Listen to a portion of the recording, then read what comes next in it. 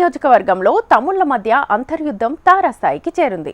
నువ్వా నేనా అంటూ బహిరంగ వేదికలపైనే సవాళ్లు విసురుకుంటున్నారు. మంత్రి పదవి కోసం తనను ఓడించారని ఒక నేత ఆరోపిస్తే రాజకీయ భిక్ష పెట్టిందే తమ కుటుంబమని ఆరోపణలు ఎదుర్కొన్న వ్యక్తి ఎదురుదాడికి దిగారు. ఇలా ఇద్దరు నేతల వ్యవహారంతో ఇటు పార్టీకి అటు కార్యకర్తలకు కొత్త చిక్కులు తెచ్చిపెడుతోందట. ఇంతలా అధిష్టానాన్ని ఇబ్బందులు పెడుతోన్న ఆ నేతలెవరు? ఆ నియోజకవర్గం ఎక్కడుంది? Let's watch this. ఒకే వరలో రెండు కత్తులు ఇముడుతాయా? అది కష్టమే. ఒకే నియోజకవర్గంలో ఒకే పార్టీకి చెందిన ఇద్దరు ఇన్ఛార్జీలు కొనసాగే అవకాశం ఉందా? ఇది అసాధ్యమే. అదే ఇప్పుడు ఆ నియోజకవర్గంలోని అధికార పార్టీకి అయోమయ పరిస్థితి తెచ్చిపెట్టింది. రాయలసీమ ముఖద్వారమైన కర్నూలు జిల్లాలోని ఆలూరు నియోజకవర్గ సమస్య ఇది. టీడీపీ ఇన్ఛార్జి విషయంలో పార్టీ అధిష్టానం నుంచి ఎలాంటి ప్రకటన రాలేదు. దీంతో నేతలు తామంటే తామని స్వయం ప్రకటిత ఇన్ఛార్జీలుగా చలామణి అవుతుండటంతో పార్టీ శ్రేణులకు అంతా అయోమయంగా మారింది. రాష్ట్రమంతా కూటమి గాలి వీస్తే కర్నూలు జిల్లా ఆలూరు నియోజకవర్గంలో మాత్రం వైసీపీ అభ్యర్థి విజయం సాధించారు. దీంతో అక్కడ సైకిల్ పార్టీని బలోపేతం చేసేందుకు ఎమ్మెల్యేగా ఓడిపోయిన క్యాండిడేట్ తో పాటు మరికొంతమంది టీడీపీ నేతలు పోటీ పడుతూ ఉండడం గందరగోళానికి గురిచేస్తోంది. 5 ఏళ్ల వైసీపీ పాలన తర్వాత ఏపీలో మళ్లీ టీడీపీ అధికారంలోకి వచ్చింది. ఇక సైకిల్ పార్టీ కనుమరుగే అనుకునే స్థాయి నుంచి ఎవరు ఊహించని రేంజ్లో పుంజుకుని కూటమి ప్రభుత్వాన్ని ఏర్పాటు చేసింది. దీనికోసమే 5 ఏళ్లుగా తెలుగుదేశం నేతలు ఎదురు చూశారు.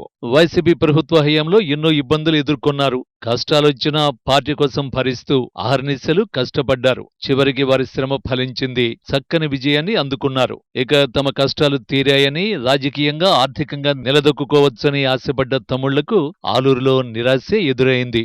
నియోజకవర్గంలో పార్టీ పగ్గాల కోసం నేతల మధ్య కుమ్ములాటలు క్యాడర్ను ఇబ్బందికర పరిస్థితుల్లోకి నెట్టేస్తున్నాయట. నియోజకవర్గం ఇన్ఛార్జి ఎవరో తెలియక, తమ సమస్యలు ఎవరికి చెప్పుకోవాలో అర్థం కాక పసుపు దళాలు తికమక పడుతున్నాయట. ఇటీవల జరిగిన అసెంబ్లీ ఎన్నికల్లో ఆలూరు టీడీపీ ఇన్ఛార్జిగా ఉన్న వీరభద్రగౌడ్ పోటీ చేసి ఓడిపోయారు. ఆయన ప్రస్తుతం ఆయనే టీడీపీ నియోజకవర్గ ఇన్ఛార్జిగా కొనసాగుతున్నారు. వీరభద్రగౌడ్ ను ఆ పదవి నుంచి తప్పించి వైకుంఠ జ్యోతి లేదా శివప్రసాదులలో ఒకరికి ఆ బాధ్యతలు అప్పగిస్తున్నట్లు ప్రచారం జరగడంతో వ్యతిరేక వర్గమంతా సంబరాలు చేసుకున్నారు. కానీ ఇప్పటికీ దానిపై స్పష్టమైన ప్రకటన రాకపోవడంతో ఆలూరు నియోజకవర్గం టీడీపీ ఇన్ఛార్జి ఎవరు అనేది అర్థం కాక పార్టీ శ్రేణులు సందిగ్ధంలో పడ్డాయి. ముఖ్యంగా దేవనకొండలో ఈ విషయంపై టీడీపీ నేతలు మరింతగా ఇబ్బందుల్ని ఎదుర్కొంటున్నారు. నియోజకవర్గ ఇన్ఛార్జి విషయంలో నువ్వా నేనా అన్నట్లుగా వైకుంఠం శివప్రసాద్, జ్యోతి, వీరభద్రగౌడ్ మధ్య పోటీ నడుస్తోంది. ఇన్ఛార్జి వ్యవహారంపై వీరి మధ్య సాగిన వివాదాన్ని అధిష్టానం చూసి చూడనట్లు వదిలేసింది. కానీ తాజాగా పత్తికొండ ఎమ్మెల్యే, మాజీ ఉప ముఖ్యమంత్రి తనయుడు కేఈ శ్యాంబాబు ఘాటు వ్యాఖ్యలతో ఒక్కసారిగా ఆలూరు వ్యవహారం మళ్లీ తెరపైకి వచ్చింది. ప్రస్తుత ఆలూరు టీడీపీ ఇన్ఛార్జిగా వ్యవహరిస్తున్న వీరభద్రగౌడ్ పై Pattikonda MLA KE Shyambabu strong warning తో విరుచుకుపడ్డారు. తాను ఎమ్మెల్యేగా గెలిస్తే కేఈ శ్యాంబాబుకు మంత్రి పదవి దక్కదనే తనను ఓడించారంటూ వీరభద్రగౌడ్ ఆరోపించడాన్ని ఆయన తీవ్రంగా తప్పుబట్టారు. ఇది సరైన పద్ధతి కాదంటూ తీవ్రస్థాయిలో మండిపడ్డారు. వీరభద్రగౌడ్ చేస్తున్న బాగోతాలన్నీ తమకు తెలుసని, ఎవరెవరి వద్ద ఎంత తీసుకున్నారో ఆధారాలు ఉన్నాయని, తిక్కతిక్కగా మాట్లాడితే వ్యవహారం బాగోదని బహిరంగంగా హెచ్చరించారు శ్యాంబాబు. అంతేకాదు, ఇకపై ఆలూరు టీడీపీ ఇన్ఛార్జి వైకుంఠం శివప్రసాద్ లేకపోతే ఆయన సతీమణి జ్యోతి అంటూ కీలక ప్రకటన చేశారు. దేవనకొండ మండలంలో టీడీపీ సభ్యత్వ నమోదు కార్యక్రమంలో ముఖ్య అతిథిగా పాల్గొన్న కె శ్యాంబాబు ఈ కామెంట్స్ చేయడం నియోజకవర్గ వాసులను సైతం విస్మయానికి గురిచేసింది. కావాలని వాళ్ళ కొడుకు మినిస్టర్ అవుతాడని చెప్పి కావాలని దేవనకొండ మండలంలో ఓటు శాతం తగ్గించారని చెప్పడము గత ఇన్ఛార్జ్ గారి సభ్యం కాదు. అలాంటి మాటలు దయచేసి మాట్లాడకండి. మీరు అలాంటి మాట్లాడారు కాబట్టి ఈ రోజు ఇది ఎఫెక్ట్ మీకు అని చెప్పి సభాపూర్వకంగా చెప్తున్నాను. ఆ రోజు ఫస్ట్ టైం సీట్ ఇప్పించేది కూడా కే కృష్ణమూర్తి అని చెప్పి నువ్వు మర్చిపోయి నువ్వు తిక్క మాటలు మాట్లాడడం చేస్తున్నావు. ఇవన్నీ కూడా పార్టీ చూస్తుంది. పార్టీకి కూడా అన్ని తెలుసు. ఎవరి కాడ ఎంత డబ్బులు తీసుకుంటున్నారు, ఎంత డబ్బులు డిమాండ్ చేస్తున్నారు, డబ్బులు ఇవ్వకపోతే ఎలాంటి ట్రీట్ చేస్తున్నారని మీ అందరూ కూడా చెప్పాలా? జరిగిందా లేదా? ఈ ఏ రాజకీయ నాయకుడు కూడా ఈ కులం పైన ఎక్కువ ప్రేమ ఉండకూడదు. కులం పైన ప్రేమ ఉంటే నువ్వు వేరే దానికి పోయి వేరే కులం సేవలో చేసుకోవాలా. కానీ ఇక్కడ ప్రజారంగంలోకి వచ్చి ప్రజారంగంలో ఉత్తమ మావాలే చేస్తారు. ఊర్లో ఒక్కడు ఉంటే వాడు ఒక్కడే చలామణి కావాలా అని చెప్పడం చాలా తప్పు.